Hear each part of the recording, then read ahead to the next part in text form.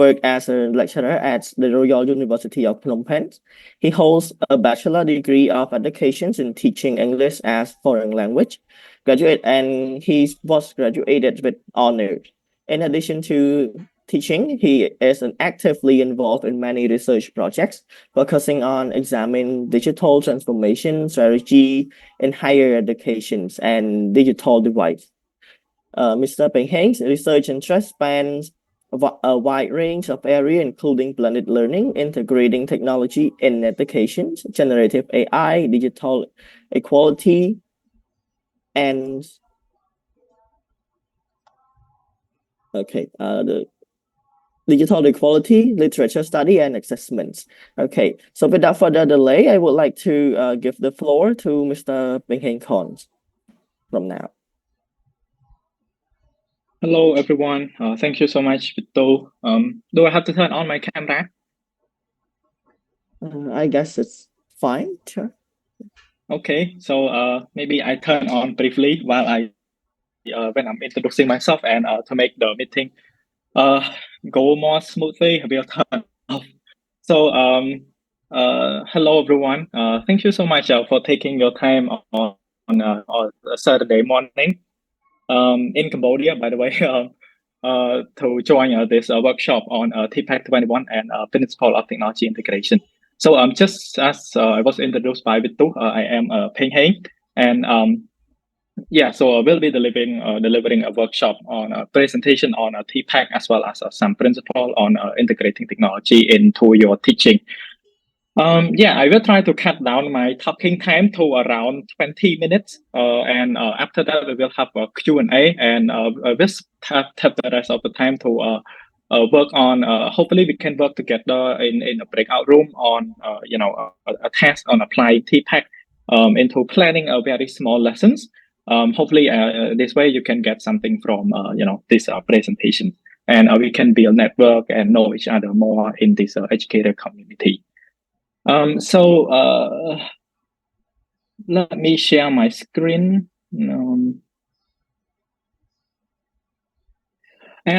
This presentation, I hope I can be a little bit informal. It's a Saturday morning, so hopefully it can be a little bit informal with this, and we can enjoy this more on this presentation. And this presentation will be delivered in English, and but if you have any question, please let me know. Anyway, so let's get straight into this presentation.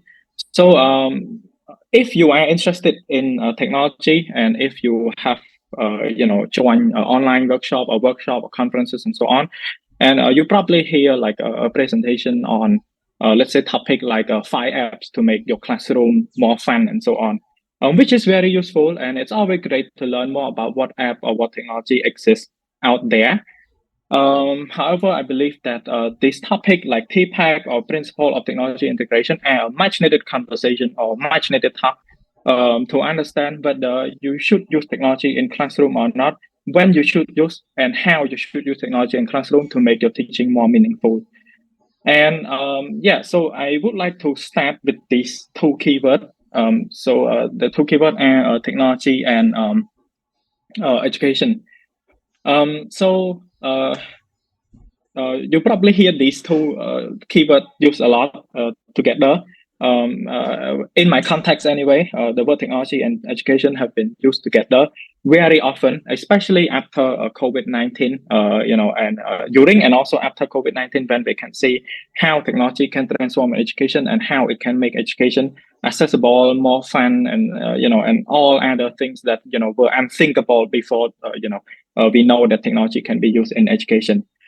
And you probably become interested in this. Maybe that's why you're joining this workshop this morning. And maybe you have been exploring. For example, you have been exploring on the use of Google Classroom in teaching learning management system. So you are interested in integrating it into your teaching, into your classroom, for example. Google Classroom, it's very easy to use, all right? So it take like 5 minutes to set up to get all the students enrolled and sign in into this learning management system. But a more difficult question to answer is, how can you use it effectively? or add a question like how can you use it more meaningfully? Do teachers or do educators use Google Classroom just to upload PDF file or Microsoft Word file in there, or do they use it for any other purpose? Does using Google Classroom make your teaching more effective than not using it?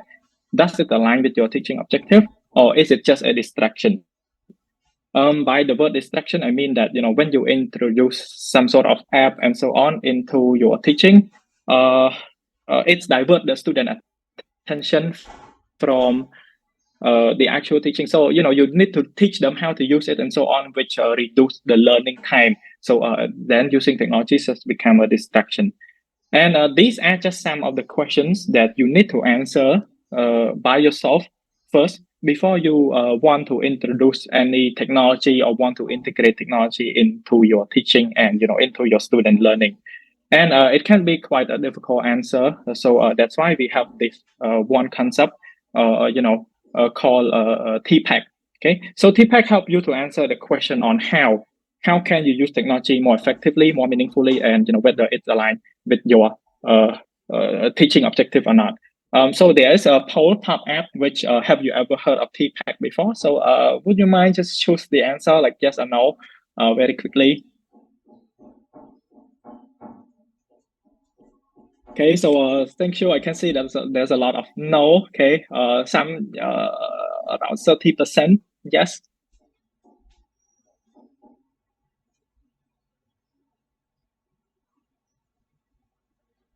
Great. Thank you. Thank you so much. Okay. Yeah. So most of you, 2/3 of the participants in today's workshop have not heard of TPACK yet. So I hope that this will be a great experience for you. That you can learn more from that. Yeah. So let me continue. You can see here. Yeah, so let me talk about TPACK and what is TPACK and how does it help you integrate technology into your teaching and learning. So TPACK itself stands for Technological Pedagogical Content Knowledge, and the word 21, it stands for 21st Century Skill.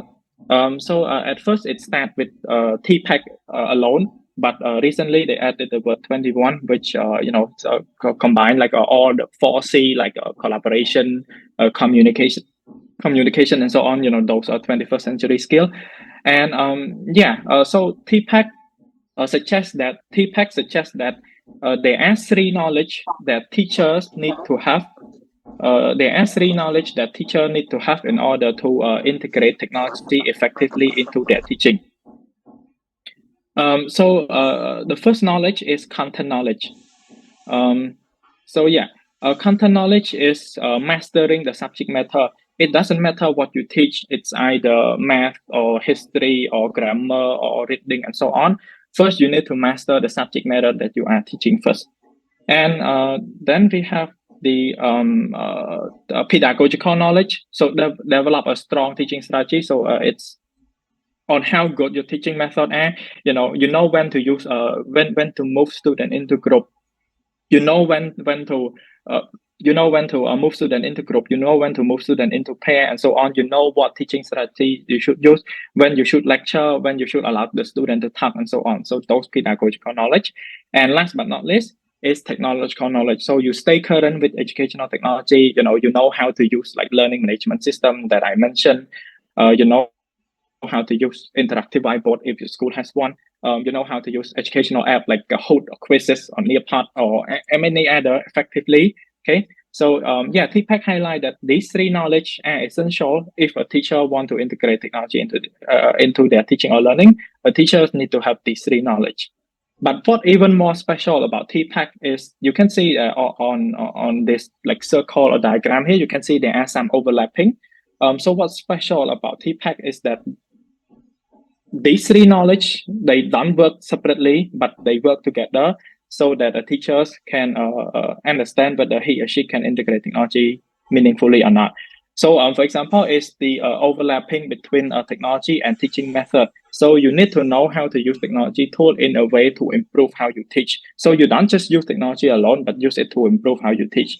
And you can see there is also another overlapping, which is the overlapping between technological and content knowledge. So you need to use technology to better explain the subject that you are teaching. For example, let's say if it takes you 40 minutes to explain a concept to the student, to explain, let's say, a keyword or an idea to a student, without technology, 40 minutes without technology. But let's say if you use technology, if you use it effectively, it takes you around 20 minutes and so on. So that is how you combine technological and content knowledge together. So you use it to better explain the subject you are teaching. And then there's overlapping between pedagogical and content knowledge. So know the best way to teach a particular subject. But at the center of it all, at the center of it all is the TPACK itself. So the combination of all the three, of all the technological, pedagogical, and content knowledge together to help a teacher use technology more meaningfully into their teaching and learning. It might be a bit complicated to understand with all this diagram and animations and so on. So I can sum up in a short, way. So basically, according to Sumal, so I quote from Sumal, I put the reference here and I will show you the document later. So for according to Sumal, for a English language teacher, the ideal person to integrate technology into language learning should be someone who know English, know how to teach it, and know about technology. And TPACK highlight that in order to use technology more effectively, you need to mix your teaching method, the subject knowledge, and your technological knowledge all at once to create the best learning experience for your students. Yeah. And I can compare to cooking as well. So actually, I can compare using technology in classroom to so many other things, but I decided to compare to cooking. So according to TPACK, this is how using technology is compared to cooking. So based on TPACK, cooking, they are like your ingredient. They add like the salt, the sugar, the mixed vegetable, the meats, and so on. So I don't know how to cook, but imagine that when you're cooking, you think of the ingredient first. You think of how much salt to add, how much vegetable to use, and how much sugar to add, and so on. So you think of it first before you start cooking, right? In order to make your dish become more delicious. Same thing. When you want to use technology into your teaching, you think of it first. So you think of how technology can make your teaching more effective. So according to TPACK, technology is not this pepper that you add on top. All right. So if you add this pepper on top of your dish, it doesn't really change anything. So it goes something like let's say you plan a lesson. Let's say you plan a lesson on maybe teaching praise and continuous. And throughout the lesson, you don't really think about using technology at all. But after you're done planning, you start to think like, oh, I have not used technology in my teaching yet. Maybe I should use one in order to make me become a technology teacher, for example. That is not the way to think of how you can integrate technology into education. You need to think of it first and think of how it can make your teaching more effective rather than just add it on top so that you can be a technology teacher, for example. So compared to cooking, this is how integrating technology work into in education. And it goes like this. It's the thought process. It's how you think of technology and how you think of how it can make you become a more effective teacher rather than just add it on top after you're done planning. And this is one example of like a quick lesson plan on how technology can be used to more effectively in teaching. So let's say I have this teaching objective. So just similar to any other lesson planning, you always start with your teaching objective. So let's say I want to teach the student to use present continuous tense. These are my teaching objectives. So just to identify the structure and the use, as well as compose a short conversation. I can teach my student traditionally, but I realized that using technology can make it more effective. So during the planning stage, I think of how I can use it to achieve my objective more quickly or more efficiently. So how I can use technology to achieve these two objectives more quickly. So this sort of like a sample lessons of how it goes. So first of all, I start with the introduction. So you can see that this follows some sort of a pedagogical knowledge where you have introduction, where you have explanation, practice, and productions, and so on. So this is the pedagogical knowledge. And for the introduction, when I introduce the grammar to the student, I can use PowerPoint to show them structure, or PowerPoint should have image or animations and so on to make the presentation more engaging. But even using PowerPoint has its own principle. So if you use PowerPoint but there's no image, there's no animation, there's no text. There's no text. There's no video or anything like that. It's just text and just white background and text.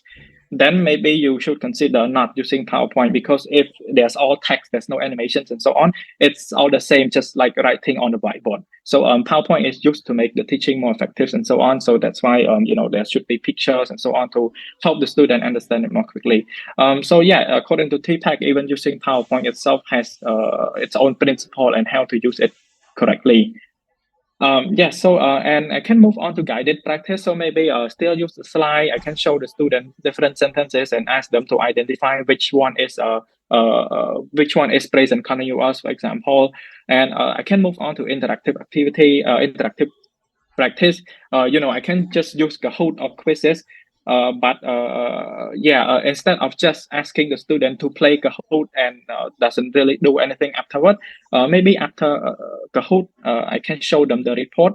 What's special about Kahoot or quizzes is that they can generate a report for you. So you can see, let's say, for example, which item that the student has which most of the student has the problem with. Let's say item number 10, 20 out of 25 students got the answer incorrect. So then you can provide more feedback or more explanation related to the grammar rule of that item, for example.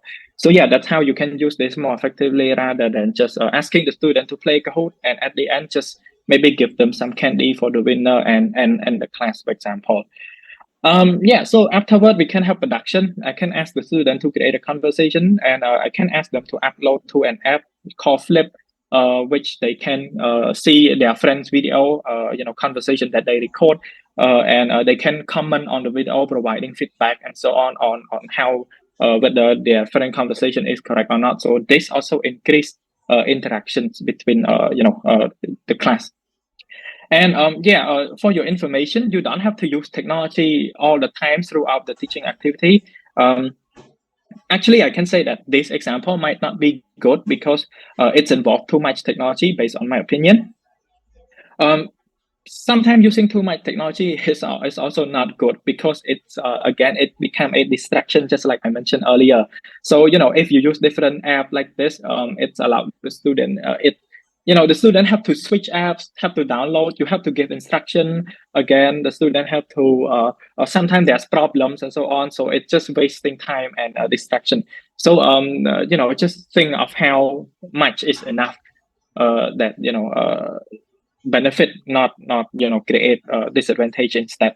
So it's depend on how much time you have, but this might not be a really good example of how to integrate technology, but because there are too many app or technology involved, but it's depend on how much time you have and so on.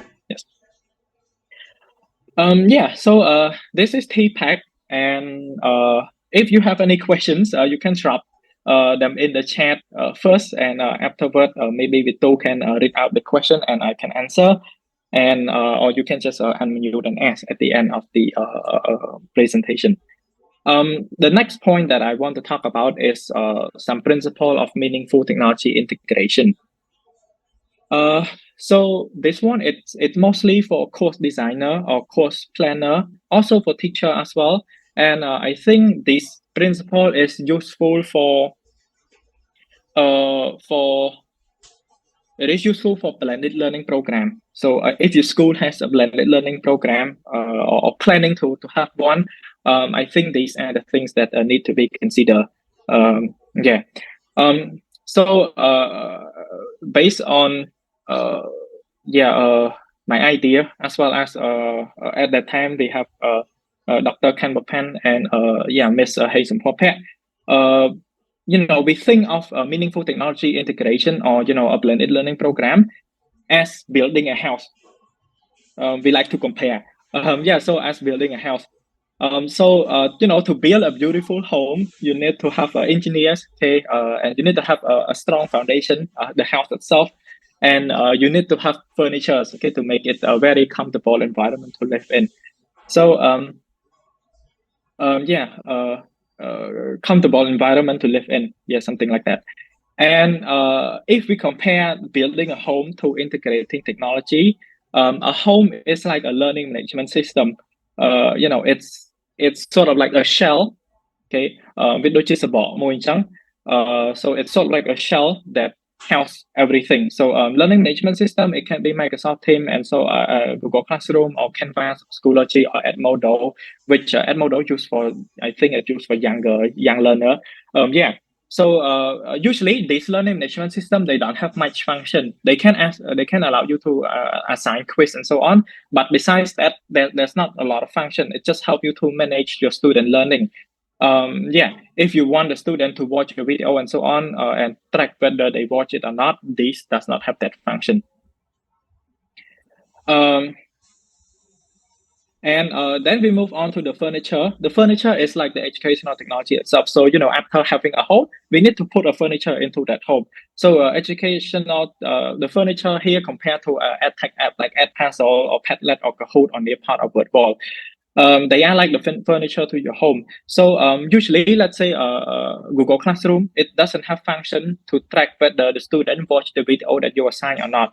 But you can use Edpuzzle to track whether the student watched the video that you assign or not. So you can see it added extra function to the learning management system, and to the if compared to furniture, it's sort of like make it more useful, make your home more useful. You don't want to sleep on the floor, something like that.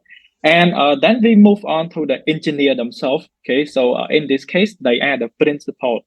There are 7, and the principal here is from Sumail again. I'm going to send this file afterward. It's very useful.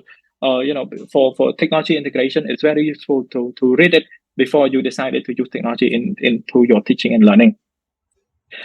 These there are 7. I'm not going to talk much about them because we are running out of time. So and I'm going to send you the file anyway, so it's easier for you to understand by reading it. So first of all, the first principle is so this principle you can consider them as helping you to decide how and when to use technology, when to use technology or not, and how to use technology. So this principle, they you can consider them as questions. So ask yourself these before you decide to use technology. So first of all, is a focus on learning tasks, not on the technology. Teaching objectives should always come first. What are your aim and objective that you want to achieve in that 3 hours of teaching? Is or are the technology help you to achieve the objective more quickly? If your answer is no, it doesn't really help me to achieve my objective more quickly, then you should not use technology in your classroom. Or sometimes the advantage, it can be like adding collaboration and so on. So that also the advantage as well. And involve the student in actively using the technology. Involve the student in actively using the technology. Find some opportunity for the student to use tool to create content like a writing blog, maybe just some simple sentence instruction, or content creation like video and so on. So it should give chance for students to do that so that they can learn more about using technology. And number 3 is meaningful technology integration is essential but not peripheral to the activity. Choosing a tool, a technology tool to dress up your activity, make it look more fancier is fine, but we should strive for more. We should aim to achieve more rather than just a decoration to your teaching activity. Why are you using the tool? Can you obtain more benefit by using it? If the answer is yes, then please go ahead. But if the answer is no, I cannot get any more benefit in my teaching, then you should not. The benefit itself, it can be maybe increased collaboration or communication between the student, or maybe allow shy student to talk more and so on. So that is also the benefit. If there's benefit, you should use. work well with your specific context. So I see one question on that as well. And I will answer that soon. But yeah, hopefully this can answer one of the question. Work well with your specific context. So understand your circumstance. Like for example, are you studying online or is it at school on campus? How is the internet quality? Does the student have access to physical device like smartphone or laptop and so on? And after that, after answering those kind of questions, you should choose the most appropriate tool. And how do you implement it if, let's say, the student does not have a smartphone, if one or two of them does not have a smartphone and so on? If you still want to use technology, how should you do it? For this, there are if let's say you are determined to try technology with one class, for example, you should conduct a survey first on the student access to device, how good their smartphone is, and so on, so that you can plan accordingly. Yeah, if you just introduce it immediately, then there will be problem. So number 5, facilitate learning. That would be more difficult without technology. Technology allow us to do things that were previously impossible in our classroom. So we should take advantage of that. Like collaboration before, like peer editing, for example, before without Google Doc, the student have to send file back and forth, something like that. Now we have Google Doc.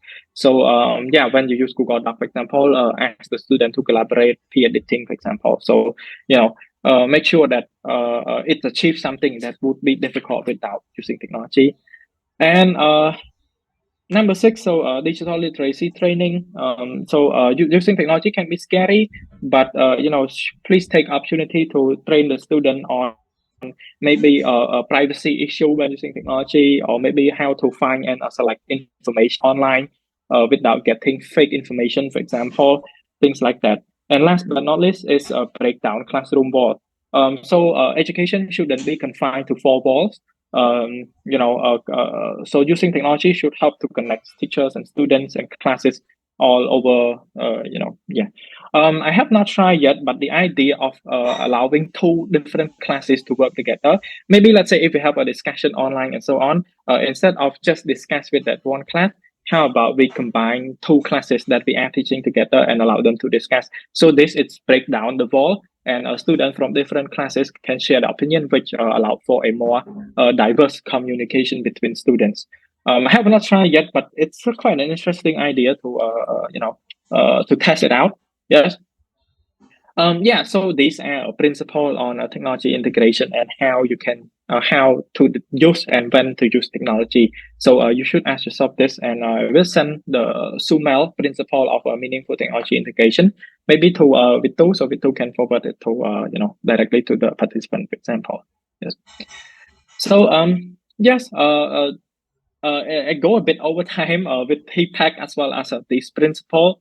So I believe now we will take some questions first, and hopefully we have enough time for that one test that I mentioned. But if not, I will just ask you to do it maybe after the presentation, and you can share it with me and so on. I'm also a member in the Telegram group of I have our community of practice, so you can find me there and share, and we can discuss more on whether you have like the technology integration is good or meaningful or not, and so on. So this way we can collaborate more afterward and not losing the connection when the presentation ends. So yes, thank you so much. And if now we will take some questions. So Vitu, can you help with reading some question and monitoring the question and answer, please? Yeah, so thank you, Disha, for your insightful presentation. So I would like to pick out some questions. In total, there are 5 questions, but due to time constraints, I would select some. So the first question, how do you manage your teaching times when most students can't use the introduced technology? So the question from Mr. or Mrs. Francis. Okay.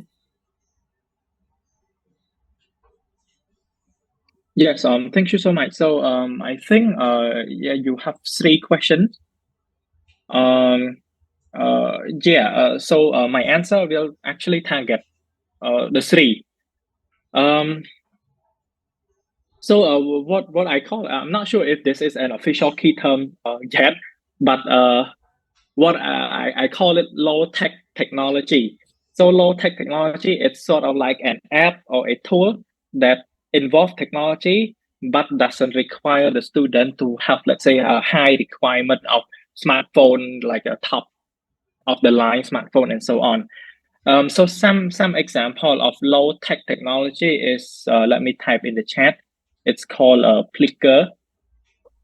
Sorry, not Plucker, Plicker. Sorry, Plicker. Yes. So Plicker, it's an app. So only the student has, only the teacher have to use technology. So you show some question on the slides and so on, and your student will get a cat, a very unique cat that has like a code on it. So let's say you ask the student a question and so on, and they raise their cat app, and you scan the answer and see your student answer, which one they get wrong, which one they get right, for example. So this way you can explore more, but this way the student does not have to use technology. So this it's eliminate, let's say, a young learner as well can also use this. It's very quick and so on. They don't really need a smartphone, and there are many other examples of low tech technology. It's also helped to manage the teaching time when most of the student can use the introduced technology. That's also why it's important to conduct a survey to understand, like the number 4 first work well with your specific context. So if you're still insisting on using technology, then maybe you should adopt some app that I consider as low technology, like just one of the example that I gave you. So hopefully I answer your question, but if you have any follow-up question, please let me know. Yes.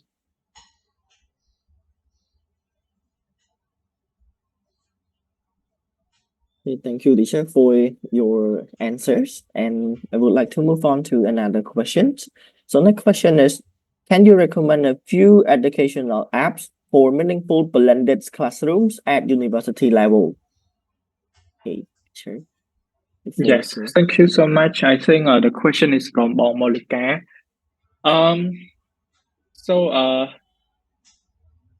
Let me go back. I can show some here on the slide.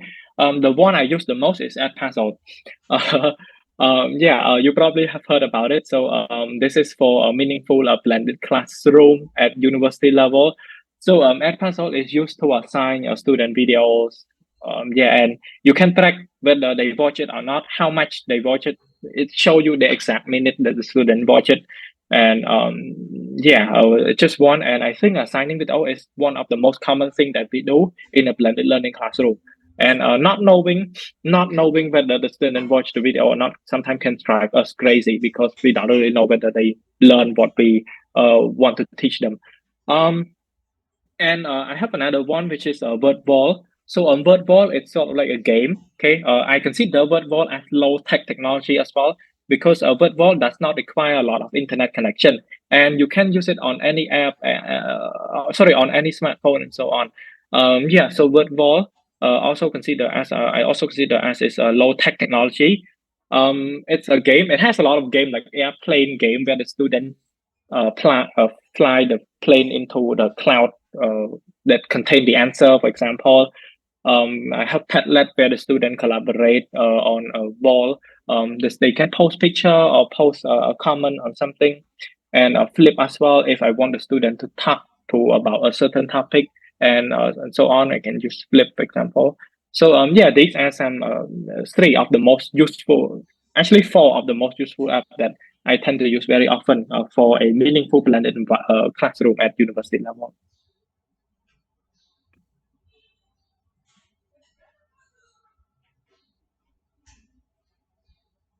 Yes, thank you, teacher, again for your answers. So I think regarding the questions in the situation where school doesn't offer the internet services, how do you implement the technology in class when the student can't access to the internet and some don't have cell phones? Okay, so I think Teacher Phengheng has answered some, but I think can you Yes. elaborate more in that context where the student don't have cell phone or the internet access? Yes. Regarding that, it's if that situation, like the student can't even have access to the internet, or some don't even have smartphone, then it's a bigger problem. It's a school level problem. It's yeah, not sure how old or young the student are, but I think follow up with your question is that you talk about young learner. So I assume you are teaching young learner. Actually, all of this app and so on, they have some sort of age limit. How old the student should be to use this app and so on. So I think I'm not sure how young the students are, but if they are too young, maybe should pause on trying to use technology with them too much. Yeah. And in terms of not having internet access, uh, uh, one way that you can help is not sure again, not sure about the situation, but put a request to the school. Maybe I have like a portable router before actually Apple does not have a Wi-Fi connection as well, so we tend to struggle a bit and so on. So I have a portable Wi-Fi router. Yeah, but I spend a little bit of my own money. Yeah, unfortunately, so that some student can have access to app and so on that I want to use. And yeah, and again, fine. Maybe I can spend some time to explore more on low tech technology. Hopefully, I can facilitate on teachers who want to use technology but have very limited infrastructure.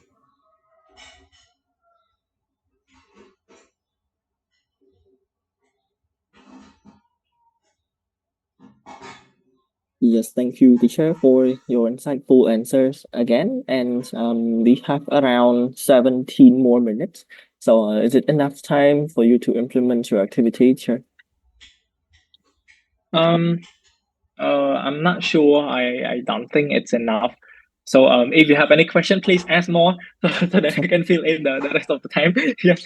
Yeah, but maybe I can talk about it very quickly. So this is basically what I want everyone to work in a group. So just I only want everyone to plan one teaching activity, not a whole lesson. So you can choose a topic, anything you want. It can be a reading skill or grammar point or vocabulary. So it's up to you, and just identify the objective. So what do you want to achieve?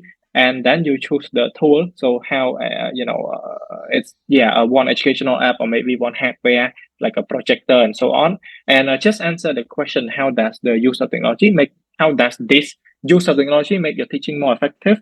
Does it help you to explain the concept more quickly, for example? And just you just plan the activity of what you are going to do. This is the sample that you can follow. I don't think there will be enough time, but if you are interested in this, you can take some time after the presentation to plan, and you can send it to me, and we can discuss with each other on on how to integrate technology meaningfully. So basically this is just the sample of what I would like everyone to do. Except I would like everyone to just explain very quickly on how this use of technology would be more beneficial. Yes. But again, there might not be enough time. I don't want everyone to go over time with this. But if you have any question, please ask more. Okay. Yes. Thank you so much.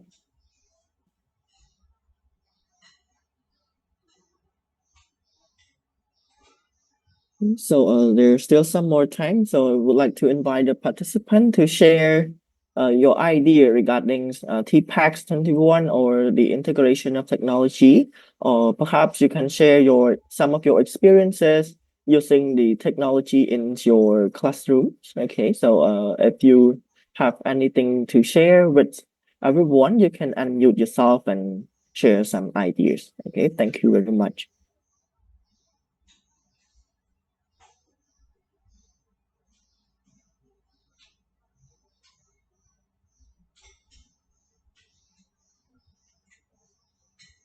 Okay, so we got one question from Mr. Tola. So can you share your personal practical activities in your lessons?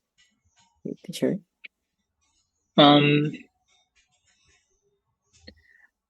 Sorry, can you clarify on the question? Yes, Mr. Tola. What do you mean by what do you mean by personal practical activity? I need a clearer question. Sorry.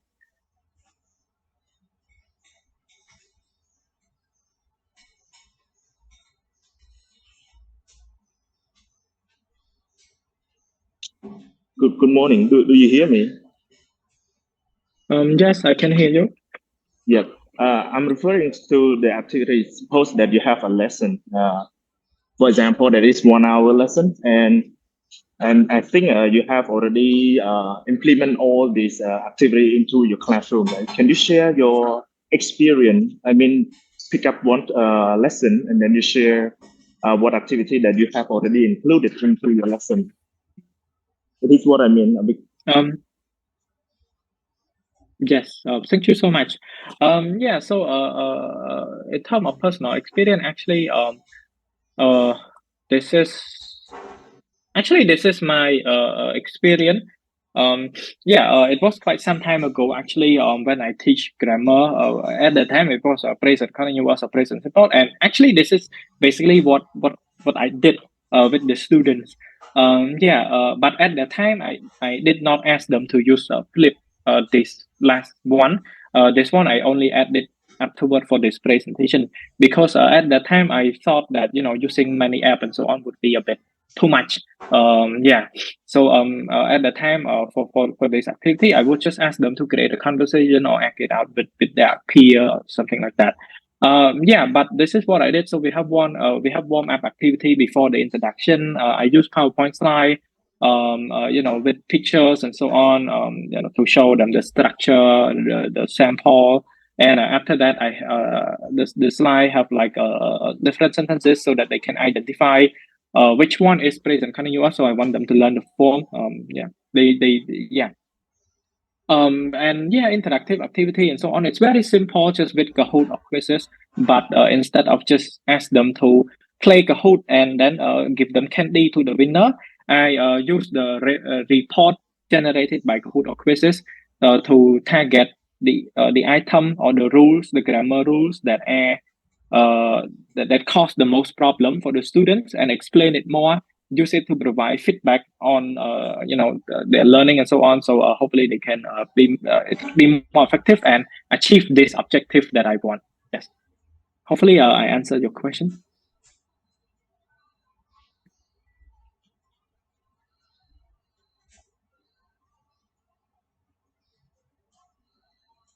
We have another question from Bong Molika. Thank you so much, Bong, for asking the question. Okay, can you share the use of AI to assist the teaching and learning process in classroom? Yes, actually, this is let me think of one example. And actually, I am doing a research on that as well, on using AI to improve student writing. But let me think of one example on how I use AI to assist the teaching learning process. In terms of assist the teaching process, in terms of assisting the teaching process, I use it to assist my lesson planning. Sometimes it's when you have been teaching for quite some time, you run out of teaching activity to use. So I tend to ask AI to plan teaching and so on. But the thing about using AI is that you don't just ask and then copy everything immediately. Just copy everything that AI said and use it to teach. I adapt some of the idea, I change something and so on, still using pedagogical knowledge, things like that and all but just more idea from AI, and it's just more quicker when using AI to plan lessons. And just adapt, just change, make sure that it's still you who teach, not the AI itself. For the learning process, I show the student, actually, I encourage the student to use AI, but I have a very strict guideline for them. If you want, I can send you the guideline later on, on how I instruct the student on using AI. But I show the student on how to use AI to, let's say, edit their writing. and I have a very specific prompt for them to input into AI so that AI will just give comment, not rewrite the right thing themselves. So something like that. Yeah.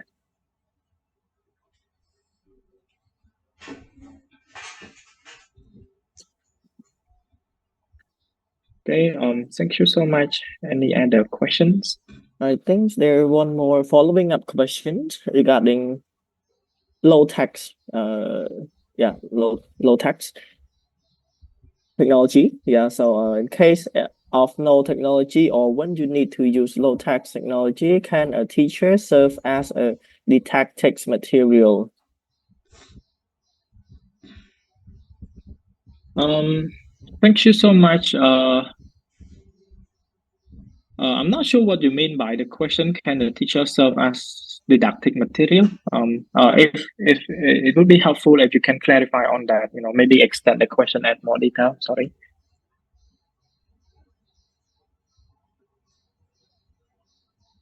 Okay, so Yes. Yes. Thank Okay. you.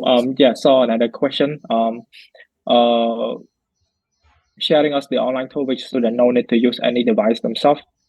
One is Flickr that I mentioned. Other than that, it can be a PowerPoint slide. But PowerPoint slide, there are so many creative ways of using PowerPoint slide without it's more than just a tool to show the student image. So you can use PowerPoint slide, that have multiple choice question. You can ask the student to maybe move around. Let's say if they choose A, okay, they can go to one side of the classroom, and if they choose B, go to the other side of the classroom, for example, make it more fun and so on. So besides Flickr that I mentioned, PowerPoint is a great tool. It's depend on how you design it, for example. Yes.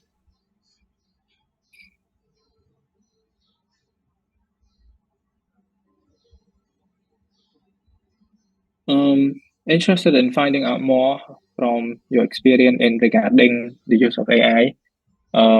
Hopefully you can share some reading material. Yes, I will do. I can send it to the Vitu, and I can forward it. I can also share the guideline on, my specific guideline on the principle of using AI, how I allow students to use AI, and how I monitor them whether they use it correctly or not. And the guideline itself is for university students, so I'm not sure if you're teaching a different level and how it can be useful, but can always be adapted.